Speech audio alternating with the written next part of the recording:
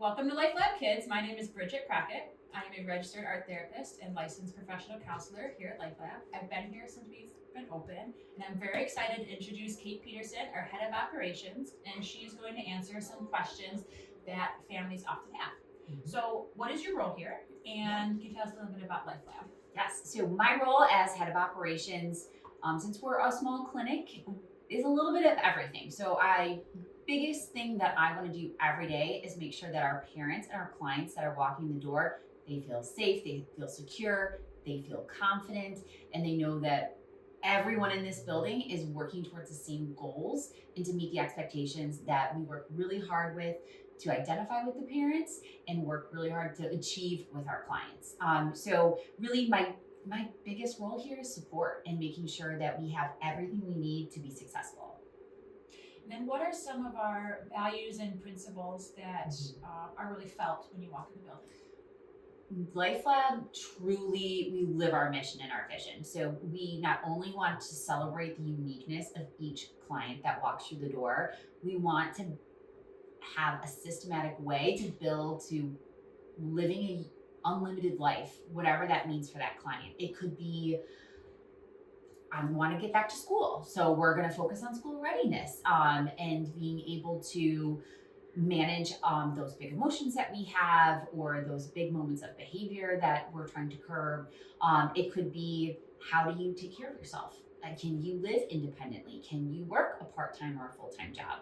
And it's not static. It changes as we grow with our clients and as they're in our different services. When we say we want our clients to live an unlimited life, we have to give them the tools to help them do that. Great thing about LifeLab is we have comprehensive care here. So we're a big umbrella of services for our clients. They can, have behavioral therapy, speech and occupational therapy, and we do feeding in both of those disciplines. We have a mental health arm, which includes art therapy, music therapy, recreational therapy. Technology is a huge part of life. We have a program dedicated to it that also incorporates science, math, and engineering. So when I'm like, hey, we're comprehensive. We want you to get as many services and benefits as you can. Even if your child might not be enrolled in that discipline, we're still taking that expert advice and those fantastic interventions, and we're using them every day. Absolutely. I see it every day with my coworkers and the families. I see the progress and how we all work together. So what is something that you commonly experience when like a family comes in for a tour? Yes. A lot of it is apprehension, not only because, we're coming in, your child needs care. This is really, really, their quality of life is dependent on this care. Your quality of life is dependent on this care. So there's apprehension, there's a feeling of crisis a lot of times, and it's also a feeling of like, here we go again. This most of the time is not their first clinic, it's not their second clinic. So I want to make sure that they come through the door and they feel the difference of LifeLab right away. They feel like it is obviously safe. Number one, they feel that it's a fun place to be. When we're having fun and kids are playing, we can build on that momentum and really reach our goals faster, maintain those expectations. So I want them to feel that as they're walking through this space, that this is non-traditional in the way that we have comprehensive care plans, that all of our providers are collaborating and we're all building towards that same goal, but also there's a lot of movement throughout this space. So different from a traditional clinic where you have that one-on-one therapy, but it might be all done in one room. We're bursting at the seams here. We're going to be in in our common area. We're going to be in our gym. We're going to be in our outdoor play and sensory park. We're working on those goals in natural environments. So you have generalization, our transitions are easier, and it doesn't feel that much different from when we're in clinic to when we're in home or in school or in the community, and we can build on all that really good progress that we've made. Do you have examples of what we do to make it non-traditional? I do, and I hope I get them right.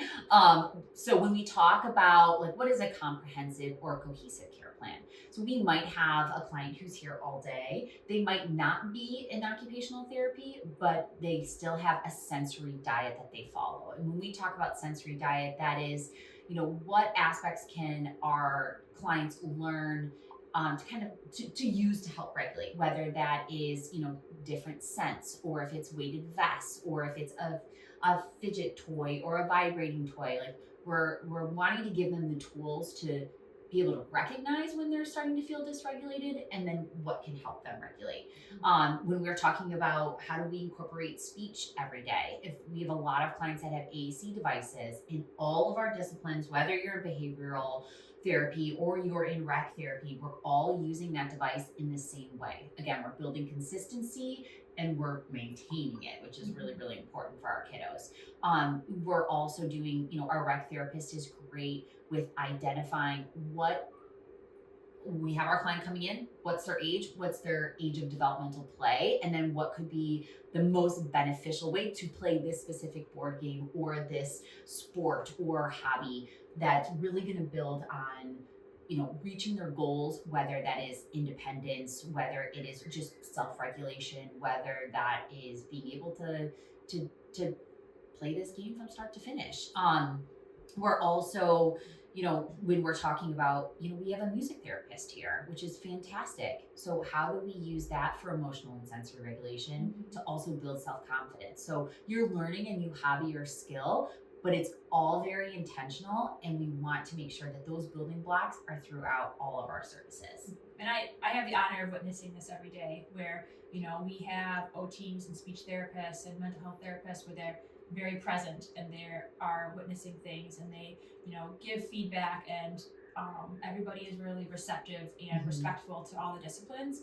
And so it's a very it feels right, those kind of problem solving moments, and we're creative and very brave in our approach. So I think that we are seeing benefits of this and seeing results with the kids.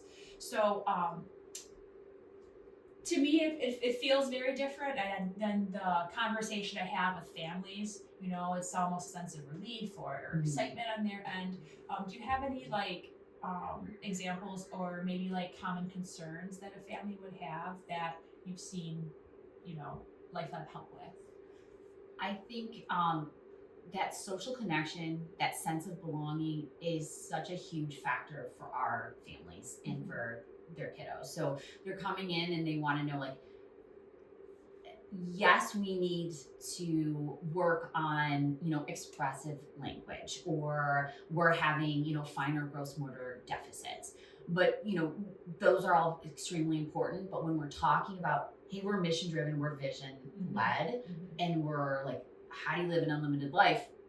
Part of that is that connection that you have with your community, your family, how we make friends, how we keep those friendships. So I think for our family specifically, having that natural engagement throughout our therapy is what really kind of sets us apart. So we have those organic situations where there is social interaction happening all day.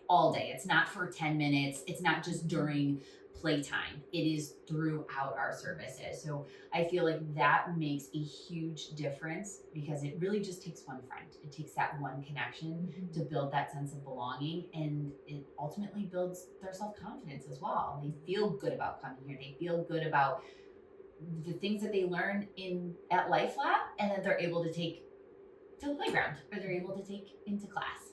Exactly. And I think what you mentioned before of how during tours it isn't their first clinic, and I think that a concern that families also have is our long-term picture. Yes. So I understand that this might be a place for my child right now, but how can this place grow with my child? So do we have, or could you explain the future vision of LifeLab and what we're working on right now? Yes, for sure. And I'm super excited about what we're doing. So when we have, similar to how we're hey, we've got all these services that you can layer on, so parents just ease of being able to do one drop off and one pickup, and also knowing that care plans are going to be cohesive, providers are going to collaborate.